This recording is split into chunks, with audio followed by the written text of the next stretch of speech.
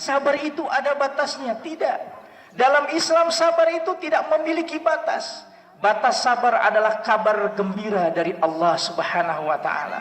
Oleh karena itu hadirin, barangkali ada di antara kita yang saat ini hatinya gundah gulana, terlilit persoalan hidup, terlilit problematika kehidupan.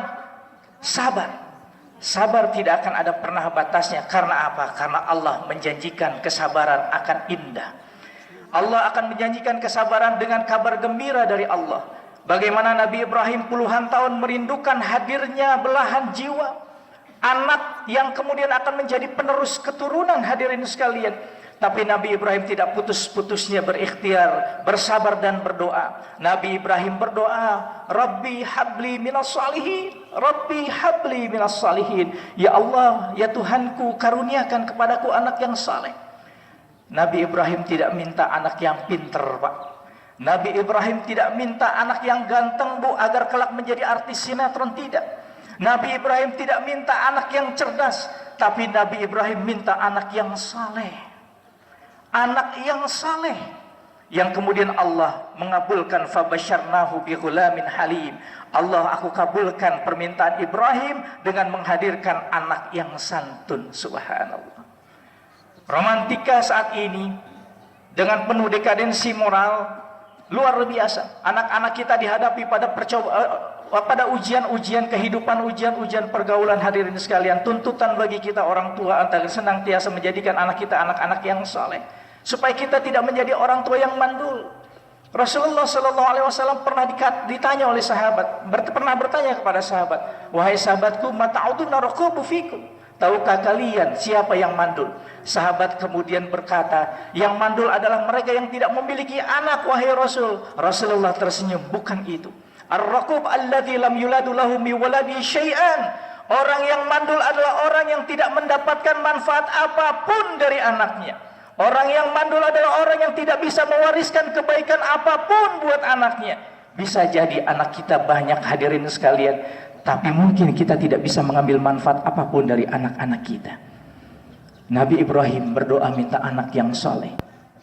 Jadilah kita orang tua yang bukan orang tua mandul, orang tua yang mewarisi kebaikan, orang tua yang mewarisi manfaat buat anak-anak kita, dan kelak anak-anak kita menjadi penolong kita yang akan menuntun kita menuju surganya Allah Subhanahu wa taala. Betapa banyak, hadirin, anak yang kita bangga-banggakan justru menghancurkan reputasi orang tuanya. Betapa banyak anak yang kemudian kita bangga-banggakan justru membuat malu orang tuanya. Dan betapa banyak juga orang tua yang kemudian justru membuat malu anak-anaknya. Nabi Ibrahim mengajarkan kesabaran, hadirin sekalian. Allah menurunkan kesabaran Ibrahim ini dengan berita yang menggembirakan. Diberikannya, dikaruniakannya Nabi Ismail alaihissalam sebagai putra beliau. Puluhan tahun menunggu, Allah memberikan kabar gembira. Pelajaran pertama, mari belajar sabar, hadirin sekalian. Karena batas sabar adalah kabar gembira dari Allah. Selama kita belum mendapatkan kabar gembira dari Allah, maka disitulah kita harus terus-menerus untuk belajar bersabar. Hadirin sekalian, selanjutnya ada fragmen yang fenomenal. Ketika Nabi Ibrahim alaihissalam diberikan wahyu oleh Allah yang hadir melalui mimpi beliau sampai 3 kali. Di mana dalam mimpinya Nabi Ibrahim alaihissalam menyembelih Nabi Ismail. Mimpi itu berulang-ulang terus. Kemudian hadirin sekalian, apa yang dilakukan Nabi Ibrahim? Nabi Ibrahim tidak otoriter, tidak memanfaatkan pengalaman hidupnya, tidak memanfaatkan senioritasnya, tidak memanfaatkan posisinya sebagai orang tua. Dia mengajak diskusi anaknya, hadirin sekalian. Ya bunayya inni ara fil manam anni athbahuk.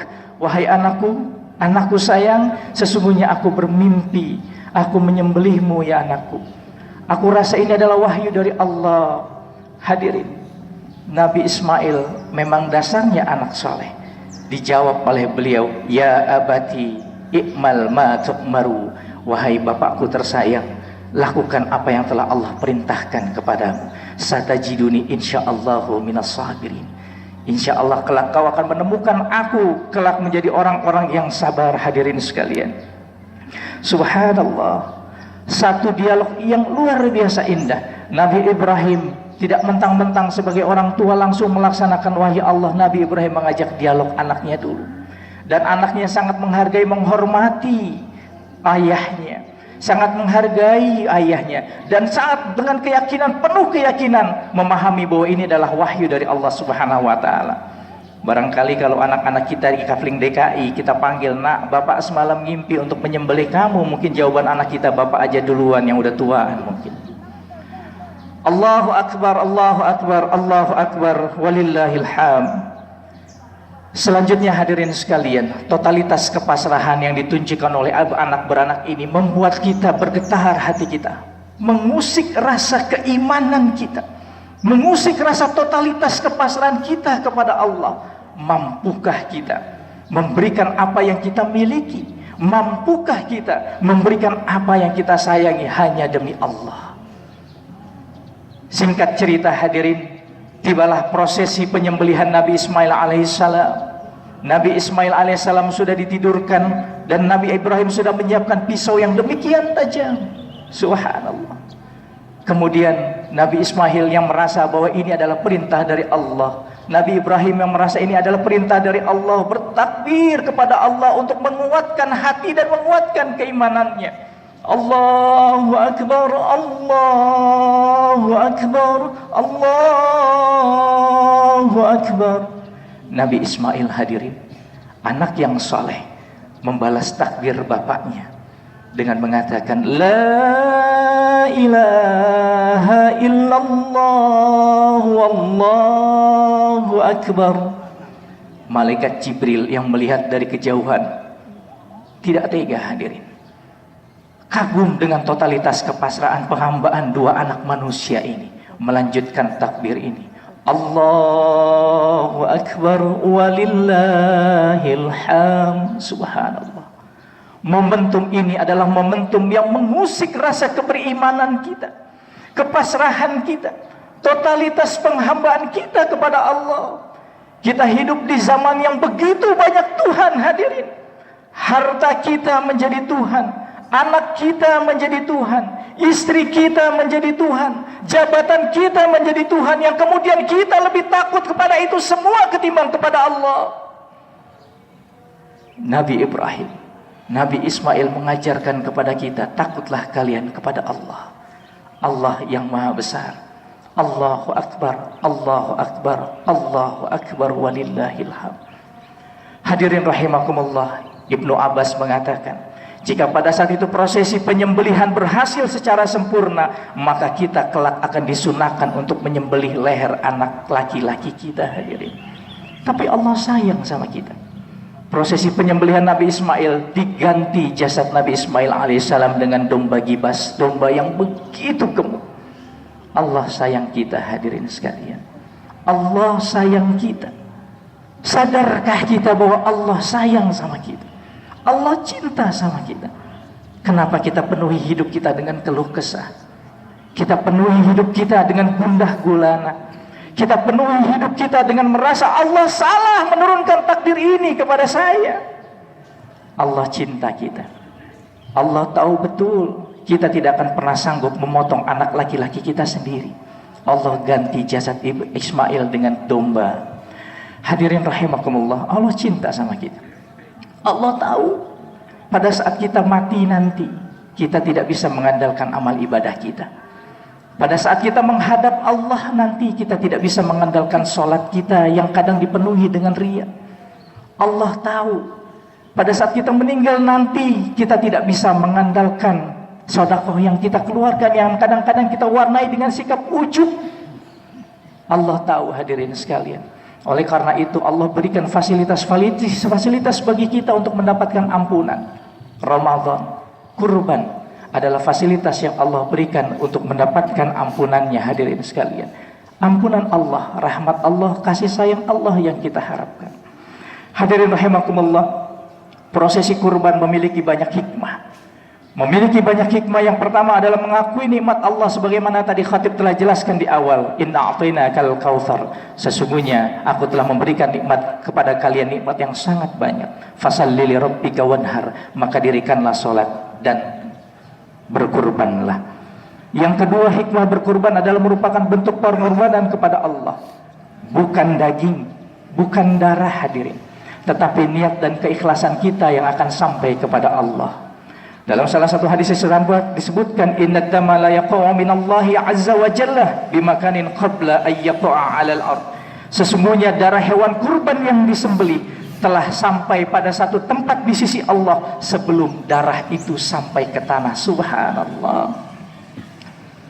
Setiap kali kita menyembelih hewan kurban, di dalamnya terdapat 10 kebaikan dan menghilangkan 10 kejahatan, dan menaikkan derajat kita sampai 10 kali lipat.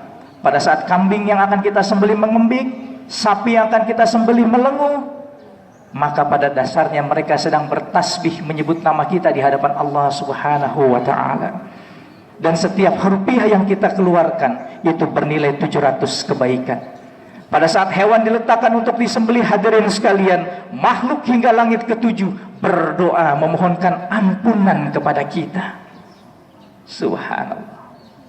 Dan tiap tetes darah yang turun ke bumi, yang muncul dari leher hewan kurban kita, terdapat 10 malaikat yang juga mendoakan ampunan kepada kita.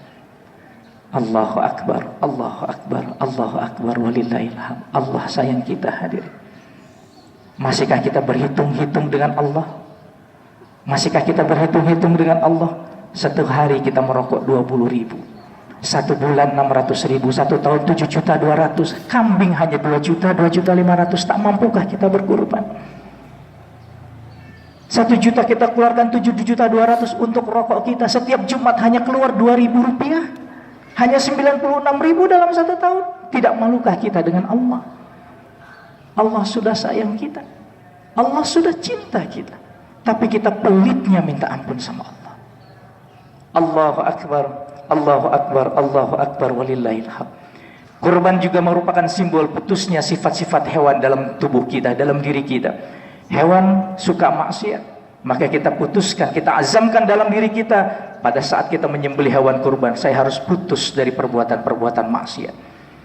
Ibrahim bin Adam mengingatkan, boleh kalian maksiat di bumi ini, boleh kalian maksiat selama kalian hidup, asal 1 tidak dilakukan di bumi Allah, 2 tidak menggunakan rizki yang Allah berikan, 3 tidak di tempat yang bisa dilihat oleh Allah, yang keempat bisa dilakukan kalau kalian bisa mampu menolak hadirnya malaikat maut. Kalian boleh bermaksiat apabila kalian bisa menghindar dari tarikan malaikat Zabaniyah yang akan menyeret kalian ke dalam neraka. Silakan. Kalau 5 kondisi ini sudah bisa dipenuhi, kalian bisa bebas berbuat maksiat. Allahu Akbar, Allahu Akbar, Allahu Akbar, walillahilham. Hadirin, hari ini saudara-saudara kita yang ada di Makkahul Mukarramah telah menyelesaikan seluruh proses ibadah haji. Mari kita doakan sama-sama, semoga beliau-beliau kembali ke tanah air dengan selamat dan menyandang gelar haji yang mabrur. Al-haji mabrur laisa jazaa'un ilal jannah. Haji yang mabrur tidak ada balasannya kecuali surga. Dan oleh kita, bagi kita yang telah menunaikan ibadah haji, mari sama-sama kita kuatkan janji kita. Karena pada dasarnya al-mabrur artinya menepati janji, hadirin.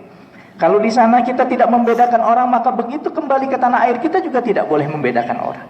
Kalau di sana kita jaga sholat kita, maka ke sini pun kita harus mampu menjaga sholat kita. Kalau di sana kita mampu berkata baik, maka di sini pun kita harus mampu berkata baik. Itu yang disebut dengan haji mabrur. Jangan sampai kemudian kita menjadi haji gelar. Nggak mau kalau orang lain nggak manggil kita dengan haji itu nggak mau. Bu Neneng nggak mau nengok. Kalau Bu Hajah baru mau nengok. Jangan sampai kemudian kita menjadi haji turis. Begitu sampai di sana kita tidak sibuk dengan ibadah, tapi sibuk belanja. Ada juga kemudian yang terakhir adalah haji yang mulia, haji mabrur. Oleh karena itu mari sama-sama, buat yang sudah pergi haji, kita tepati janji kita di hadapan Allah.